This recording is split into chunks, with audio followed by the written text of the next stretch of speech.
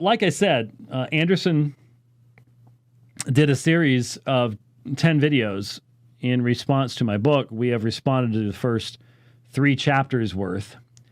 And I've been trying to get to the 4th chapter, and I just keep not able to get to it. And so I want to get to at least some of it. But I want you to listen to what is said here, because the connection I was making is he's making a lot of the same type of arguments that the TR only guys do, and they try to differentiate themselves from King James onlyists to try to push them away. Those are wacky, crazy people. We're just confessional Reformed guys doing in-depth study. Da da da da da da da. But the fact is, when you hold to a position that Erasmus never would have held to, that Robert Estienne never would have held to, that Beza would not have held to, you have to recognize something else is going on, and it's a troubling thing. So let's take a look, see if we can get through the part that I've got marked up here, and I'll go ahead and. No, he talks fast. I'll have to leave it at normal speed, and we'll just see how far we get. Karl Barth and many others, and to a certain extent. Okay, would help if I was at the right one. There we go. They both start with red. So that was actually the other thing we'll get to eventually, and that is looking at the reforming apologetics thing. But that sounded not anything like Steven Anderson. Let's try this one again. 1516, and that he had limited resources and that he was in a hurry. He only looked at a half dozen Greek manuscripts, and he's talking about Erasmus here. Was just trying to get it out the door, and yada, yada, yada. But here's the thing. He also mentions that Erasmus followed it up with another edition in 1519, 1522, 1527, and 1535, and then he died in 1536. So the fact that he was in a hurry on the first edition, or had errors in the first edition, or only had access to a half dozen manuscripts on the first edition, isn't relevant because of the fact that there are 4 other editions after that where he had the time to go through and correct things and fix things and clean it up. Not only that, but... Now, this is the whole point. That's not what happened. That's not what happened. It's logical. And obviously, if I were to... And it wasn't my intention to write a whole history of the Textus Receptus. I only had 1 chapter I was able to do it in. But I would want to expand upon this in any future discussions of this. But it's logical to think anachronistically here. Now, what do I mean by that? We would think that when you put a book out, if your first edition, you rushed it out, that the second edition, people would send you stuff, and we're assuming the ability to exchange information like we have. We're thinking everybody's running around with one of these things, where you can take pictures of things and send them to people, and I love watching people's faces when I activate Google Translate on this when we're overseas and they haven't seen this, and it'll live translate a menu right in front of you. It'll literally change what you're seeing through the camera. So the menu is in Dutch, and it's showing it to you in English. Now, it's very frequently very humorous English in the process. But the point is, we think anachronistically with this kind of ability. That wasn't there. And there were very, very few other people who could even begin to interact with Erasmus's stuff. And his focus was on the Latin. He was only rather unwillingly dragged off into the Greek. And so Anderson thinks there's this purification process and all these people are... No. The fact is that certain of these readings, especially in Revelation, because there was a functional bias against the book of Revelation, it's almost viewed as deuterocanonical, similar to the early church in some ways. But you had mistakes made that would not be recognized for literally in some instances, 150, 200, 300 years. And people were not checking it out. Even the King James translators were not making reference in any serious, in-depth way to handwritten manuscripts in doing their translations. They're dealing with published texts. And so they've got the editions of Erasmus. They've got the editions of Robert Estienne, Stephanus. I'm looking forward to getting my 1550 Stephanus back, because that's his third edition, and that's the one that has the first extremely partial textual critical apparatus in it, in the margins. And Beza was very dependent upon that. He really utilized that, even though it was completely partial. And even though he didn't realize that the one big codex that he had, Beze Cantabrigiensis, D, the Living Bible of the Early Church, was already cited by Stephanus as one of his manuscripts, manuscript beta. He didn't realize that. So there are times he thought more than one manuscript had one reading when it was actually the same manuscript being cited twice, and he was in error about it. So this kind of stuff's going on. And so we anachronistically think about how a book would be edited today. This information was so rare, so hard to get hold of. There were no compilations of manuscripts. There was no single way of referring to manuscripts. There was no catalog system. And so the process that Anderson logically assumes took place didn't take place. You know, we mentioned before the humorous fact that for the second edition, Erasmus wrote to the printer and said, you know, go use that. You know, an edition had been printed since the first edition by someone else. He said, use theirs in the book of Revelation and fix my errors in the book of Revelation, not knowing they had used his in the book of Revelation. It was like no one wanted to invest any meaningful time. It's a little bit like Jerome. When Jerome was instructed by Pope Damasus to translate what we would call the deuterocanonical books, the apocryphal books, the Roman Catholics call deuterocanonical, we call them apocryphal. And he didn't really want to, because he realized they were not viewed by the Jews as canon scripture. And you can sort of tell that it wasn't done all that well. It was sort of like, oh, okay, fine. You know, that's sort of how Revelation was treated at this time frame. So no, there wasn't this purification process going on and all the rest of that kind of stuff. That wasn't what was happening. And so Anderson assumes it. The facts are otherwise. And so the relevance of my having stated the rushed nature of the first edition remains relevant. Literally almost 100 years have gone by since that first edition of Erasmus's Greek text in 1516. So there was no press for time. There was no, we got to hurry up and we only have a couple manuscripts. No, Erasmus traveled all over Europe looking at manuscripts. He had access to way more manuscripts for his subsequent editions. Such as, and again, why do you think that his focus was on the Greek text? Obviously, Anderson assumes this. That's a logical assumption. It's an errant assumption. That's not where his focus was. So what are these manuscripts? Where does he cite them? What's the evidence of this?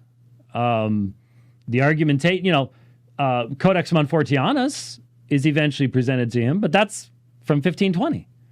That's a text that was literally written simply to refute him. Stephanus and Beza looked at a lot of manuscripts. The King James Bible translators themselves. The King James Bible translators themselves did not. They looked at printed texts. They did not collate, do any fresh collations or anything like that at all. And even when you do look at what Beza was looking at, he is almost completely limited in his comments to the small selection of manuscripts that Robert Estienne had that are found in the third edition of the 1550 Stephanus that I have. That's pretty much all he's using. And that is in no way representative of the kind of data that we have access to today. Had access to a multitude of manuscripts. So to sit there and say, oh, well, the first edition of Erasmus had these problems in it, who cares? The King James Bible translators did not translate from his first edition. So he just sets that up as a straw man over and over again. Look at all these problems in the first edition. Well, not relevant. There's plenty of time to get the kinks worked out over the course of literally almost 100 years. And see, this is the hope. This is my text, the Textus Receptus, and so I'm going to hope that this happened. I'm not going to provide evidence, but I'm going to present the most hopeful case that I can, that something actually fixed the problems. Okay. Now, there are about 5,800 Greek manuscripts that have survived until now. Manuscripts, of course, are handwritten documents. So there are 5,800 of them. Some of them are complete. Some of them are just fragmentary. But out of these 5,800 Greek manuscripts, if we just look at them and just take what the majority of those 5,800 manuscripts say in any given verse, that's called the majority text. Basically. And if we follow that, then as we just saw, you're going to have to change the King James rendering at Luke 2:22 and other places. Are you willing to do that? Once you encounter someone who says, no, I will not change the King James rendering of the TR, or I will not change the TR in light of overwhelming evidence, now you're talking about not a preservationist, but a traditionalist. That's what they are. Okay. Now, the King James Bible translators, nor any of these other guys, Erasmus, Stephanus, Beza, and all the different translators into other European languages, they didn't just blindly follow the majority text, but rather they examined it and tested it and came up with the Textus Receptus, which is 99% following the majority text, but sometimes deviates from it. Now, why would they deviate from it? Okay. Why not just blindly follow the majority text all the time? Well, this is assuming that they would have had any possible way of knowing what the majority text was, and they did not. This is, again, where anachronism comes in. We're looking backwards. It's very easy for us to assume knowledge on the part of people in the past that we take for granted today, but that they did not possess. How would you have known what the majority text was? Of the 5,800 that are known today, any one of these men might have had access to or knowledge of 25? 50 at most? Out of 5,800? So you're talking 2-3%? How would you know what the majority was? You wouldn't know what the majority was. So all the argumentation about majority textism or even Byzantine text type, any of that stuff, total anachronism when you're talking about the King James translators. They don't know anything about this. They couldn't. That knowledge had not yet come to exist. So, why even go there? Well, so for example, 1 John 5:7 is not in the majority of Greek manuscripts, but it is in some Greek manuscripts, and it did make its way into the Textus Receptus. Why? Well, because of the fact that there were a whole lot of writers in the 4th century, 5th century that referred back to this verse as being there. So even... That is not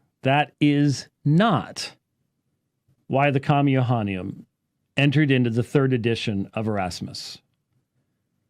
And the thing is, I narrated this in the book, so he knows differently. That is not why it's there. It is there because of the fact that it made its way into the later form of the Latin Vulgate. And even though it is not a part of the Greek manuscript tradition, the very, very late manuscripts that do contain it, almost all contain it coming from the Latin, not as a native part of its text. Most of them are diglots. Some of them come after the printing of the Textus Receptus, actually, or at least Erasmus's editions. It's there primarily because of Codex Montfortianus, which was written in 1520. Now, people today try to defend the comma by making reference to similar language and just assuming that came from that, like Cyprian. Yet, even Cyprian's words are much better read as not a citation of 1 John 5:7, which again is an anachronism. There wasn't even a 1 John 5, just somewhere in 1 John. But as an interpretation, understanding of what is being stated. There's no reason to take it as a citation at all. And so the process whereby the Comma Johanneum, 1 John 5:7, ended up in the King James Version of the Bible is primarily due to a monk writing out a not very well done manuscript of the New Testament that includes it, but in a different form than it actually appears in the King James Version of the Bible and in the later editions of the Textus Receptus. If you've looked at Codex Montfortianus, it's a different reading. That's why it's there. It's not that the King James translators are sitting around. Well, the small group of King James translators that would have been responsible for the book of 1 John, which is, maybe 3 or 4 men at most. It's not like they were sitting around going, the overwhelming patristic argumentation here would be that this verse is present, da-da-da-da-da-da. Again, they don't have access to 95% of the manuscripts of 1 John that we have today. They don't. So it's in their printed text. It's orthodox. Go with it. Go with it. That's the reason.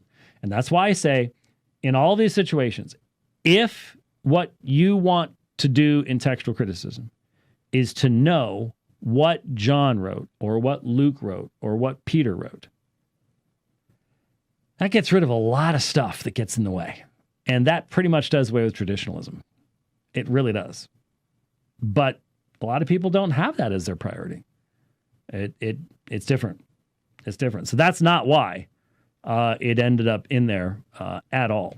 So we press on. Oop. Almost skipped a section. Similar color there. That tells me that there aren't as many Greek manuscripts of Revelation as there are of the other books in the New Testament. If he's got 6 of them and none of them contains Revelation, so he has to borrow a Greek manuscript of Revelation from a buddy. Because the fact is that there are less Greek manuscripts of Revelation than of other New Testament books. This again is where a lot of us sit around and we see the Holocaust-denying, crazed Steven Anderson. And then we watch these videos and we go, how many personalities are within this man? Because they don't really fit together very well at all. But he is correct. We have fewer manuscripts for the book of Revelation. And what Erasmus borrowed was Reuchlin's. Actually, it was actually a commentary on Revelation. He had to extract the Greek text from a Latin commentary, which made it all the more difficult, the work, and led to numerous errors.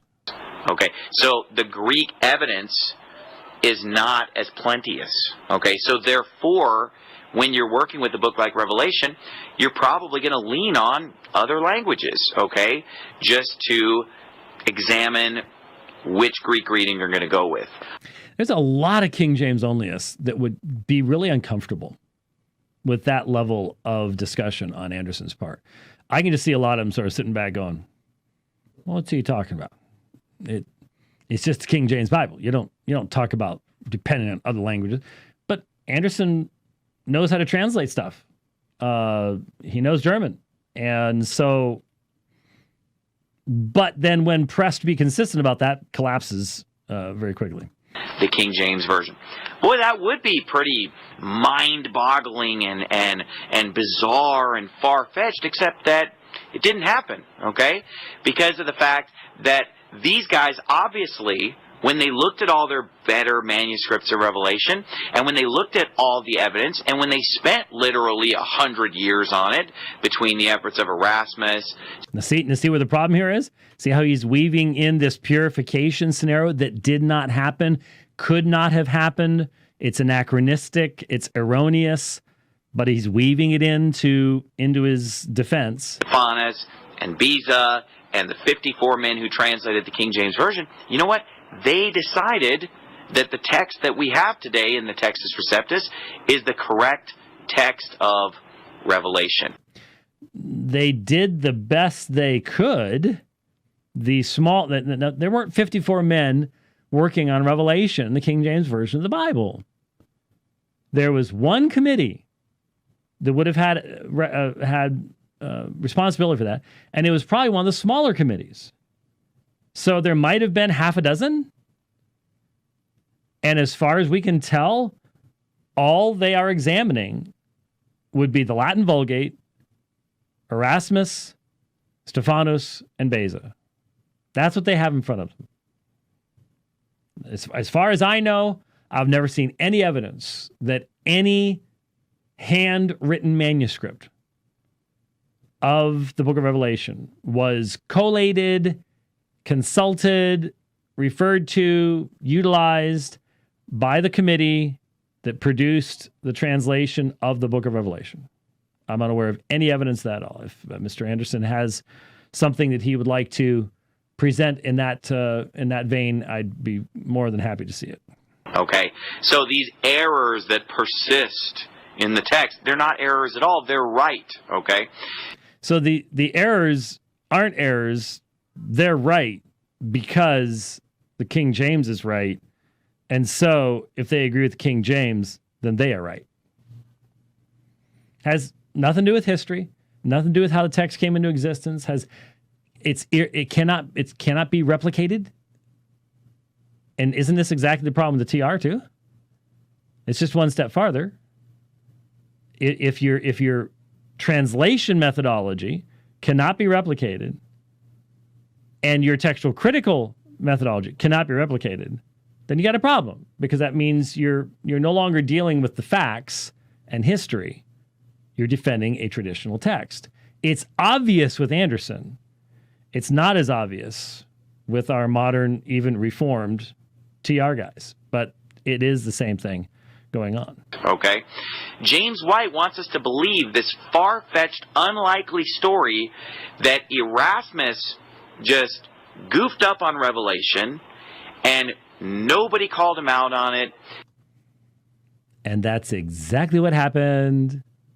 That's what we discovered just a couple months ago when, for the first time in my reading, in my understanding, learned, because I had asked the same question, why would obvious errors in the book of Revelation persist into later editions of Erasmus and then into Stephanus and into Beza? Why?